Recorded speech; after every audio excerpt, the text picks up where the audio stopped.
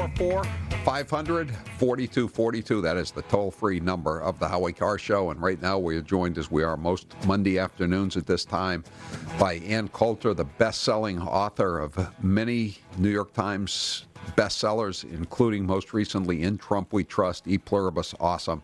Ann, thanks for being with us here this afternoon. Good to talk to you, Howie. They're having another collective nervous breakdown on many of the cable news networks. I mean, it just gets sillier and sillier, you know? Doesn't it? I know. This is exactly like the proposed Muslim ban day, with just hysteria so far outpacing rationality, and Republicans joining in, I might add. Yeah, so Susan Collins, if you call her a Republican. And I guess Ryan, Jeff Flake must have been on a camping trip on the Colorado River or something, so they couldn't find him. Will Hurd. Don't know him. Is he a new never Trumper? He's an alleged Republican. But I would urge elected Republicans, if you have absolutely no sense of history or geopolitics, which apparently very few of them do, just keep your mouth shut. The last time you went crazy over Trump and joined in this mob mentality was, in fact, over the Muslim ban. And I just read and retweeted something yesterday saying, I haven't read the guy's analysis, but he says there are four main groups of Trump supporters. He said the one thing they all agreed with Trump on was the Muslim ban. Yeah, how about talk about beclowning oneself? John Brennan said it was treasonous what Trump said today in Helsinki. You know, talk about it takes one to know one. The pot calling the kettle black. Brennan knows something about treason, I would say, after his dirty deeds in the last election.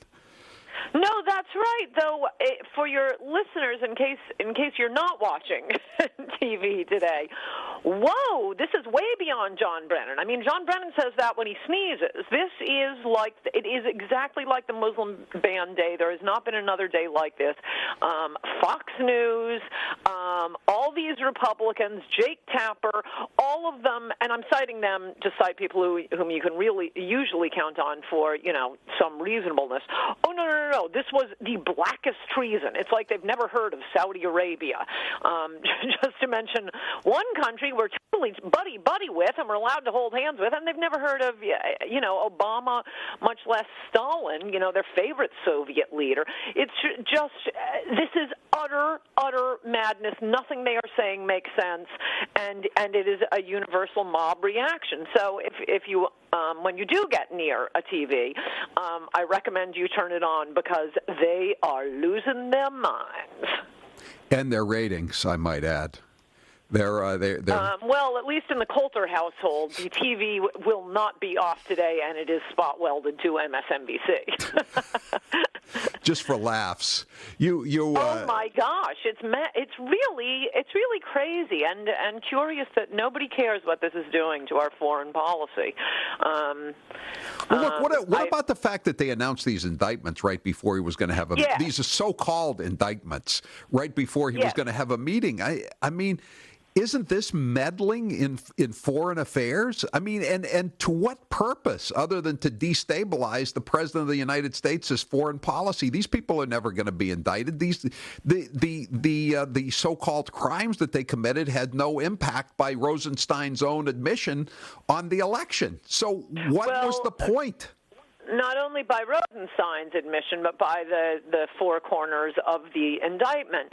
A few things on that indictment. One thing, yes, your point is incredibly important. I mean, the political timing of this is stunning and despicable. To do this right before the president is meeting with a nuclear-armed power, whom he campaigned on getting along better with, and he won that election, by the way.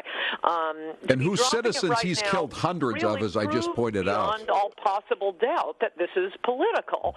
That's point one. Point two, the indictment itself, I mean, in the big... point two, most important point, we still don't have any evidence.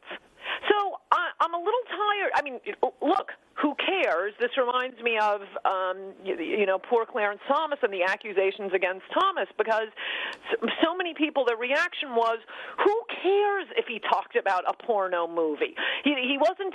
Anita Hill, for youngsters out there, Anita Hill accused Clarence Thomas when he was nominated to the Supreme Court of sexual harassment. The sexual harassment involved no touching, no groping, no threats.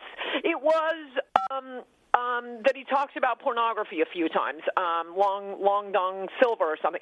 So, okay, the general public's reaction was, point one, so what? And that was, as I kept pointing out, quite unfortunate for Clarence Thomas, because we never got to point two. It didn't happen. So exactly the same way with the Russia stuff. Number one, who cares? I think we all kind of suspected the Ruskies were trying to hack everything in sight. I mean, much more important things have been hacked than DNC emails, like the United States government, like the Obama White House.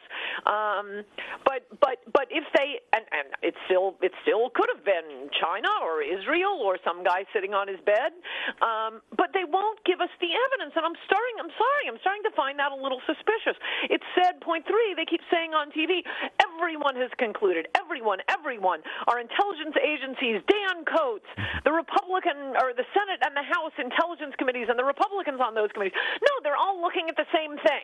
This is like, I'm sorry, I keep throwing out metaphors at you today, but it's like every immigration group concluding that there are exactly 11 million illegals in this country, and there have been for 40 years, and we haven't gotten one more or one less, a claim I dismantled in my fabulous book, Adios America.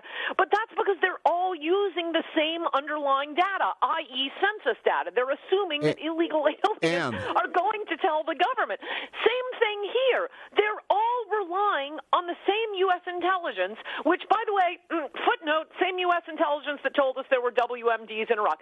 So maybe it's true. I thought it used to be didn't it used to be a left-wing joke that military intelligence is an oxymoron?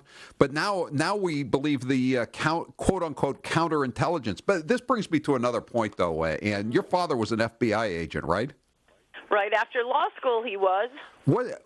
Wasn't it more than somewhat discouraged for FBI agents, especially those in counterintelligence, to get themselves into potentially blackmailable situations? Like, say, having an affair with a coworker? I mean, why is there no investigation? Would never have allowed that. Why was there no investigation of Strzok? Strzok just got promoted up through the ranks because he was such a rabid Democrat. Even though he was violating every rule in the book. Plus, he was a very sloppy spy, wasn't he? I mean, it's time to disband the FBI. This is not J. Edgar Hoover's FBI, which was so good that liberals are still hysterical over it. My father was in the Bureau for a few years after law school. You not only had to be a lawyer back then in order to be an FBI agent, as I think I've told you on your program before, it wasn't strictly policy, but J. Edgar Hoover, and of course they were all men, generally preferred Catholics and Mormons on the grounds that they were incorruptible. They were very, very honest, and you could trust them. And you didn't really have a lot of trouble under Hoover, and we were actually had an enemy in Russia then. I'm pretty sure Strzok is a Catholic supposedly, but they're not making Catholics like Pat O'Brien anymore. You know. He was definitely corruptible in spite of his Catholic prep school education and then Georgetown. No, he didn't fit the old pattern for sure. Yeah, and speaking of crazed media propaganda, I watched pretty much all of those hearings, and as I tweeted out, I wish that Fox News would just cancel all programming and play the hearings. Because again, for those of you with jobs listening to this, you probably couldn't sit home and watch the hearings all day. I promise you, if you watch so much as 10 minutes of it, you could never vote Democrat again. The Democrats did not cover themselves in honor. Republicans were actually quite good. They were all Gowdy-like. week. Gowdy asked a lot of the questions. The chairman of the committee, they were all gentlemen and courtly. And then meanwhile, you'd go to these, blistering, screaming, crazed Democrats on the other side to say nothing of Strzok himself with that smirking. How about the woman who called him, couldn't pronounce his name, Strozak? And then the guy from Tennessee, Cohen, that represents Memphis, the majority black district, when he said he deserved a Purple Heart. I mean, talk about an insult. Yeah. No, that they really have lost their minds. But I think I hope Americans will investigate for themselves and just watch a little bit of those hearings to see the smirking, shimmying Strzok. And forget, and that's leaving aside the substance of his answers, that it couldn't be proved beyond a reasonable doubt that a specific action was taken based on his hatred of Trump. He also lied and said, I've never said I don't like Trump supporters. Yeah, he's talking about what they smell like in Walmart. How about what he says? Well, it's just part of the. When I call the people in Loudoun County, Virginia, ignorant, smelly hillbillies, that's part of the proud tradition of rivalry between Fairfax County and Loudoun County. I live in Wellesley and I work in Needham, and we have a big football game for more than 100 years, and it's a rivalry. If I started calling people from Needham smelly, ignorant hillbillies, I don't think they would consider that part of the proud rivalry, Ann. Right. And what was particularly insulting in such a New York Times insult was that he was in a Walmart. That is the very definition of everything the left hates. That's why they hated Sarah Palin. That's why they hate Trump, and that's why they hate Trump supporters, because they see them all as Walmart shoppers. Yeah, I gotta play. Beaver State Finian has just texted in, Ann, and he says the cruel Ann Coulter has no sympathy for the pain and suffering that Anderson Cooper is feeling this afternoon. So I have to play this for you, Ann, so that you can see the suffering that's going on the other cable channels. Cut 3. You have been watching perhaps one of the most disgraceful performances by an American president at a summit in front of a Russian leader, certainly that I've ever seen. An extraordinary press conference. Should he have said "cut it out" like Obama said to Obama? I mean, or should he have laid a red? Should he have said there's a red line in the sand upon which you shall not cross, the lad? Or maybe he should have given him half of Eastern Europe, like FDR sitting down with Stalin. Oh my gosh, this is so insane. Yeah, I know. And then start tearing down the FDR statues. Yeah, and I mentioned too the old Ted Kennedy thing. Ted Kennedy trying to throw the 1984 election, sending John Tunney over to Russia, which in spite of the fact that you and I and many others have talked about it over and over again since it came out 30 years ago, the vast majority of American people have no idea what we're talking about. Yes, nor will they if they just listen to the network newscasts. Okay, and thanks for being. What's the title of your new book or your latest book that people should buy? The book that's coming out August 21st, and we're doing a book signing up in Boston, is Resistance is Futile, How the Trump-Hating Left Lost Its Collective Mind. Today is the video version of my book. Okay, so you'll be in town in August, and come by the studio, obviously, and we'll be glad to see you. But we'll talk to you next week before then. Thank you. Okay, thank you, Ann Coulter. Bye-bye. Bye-bye.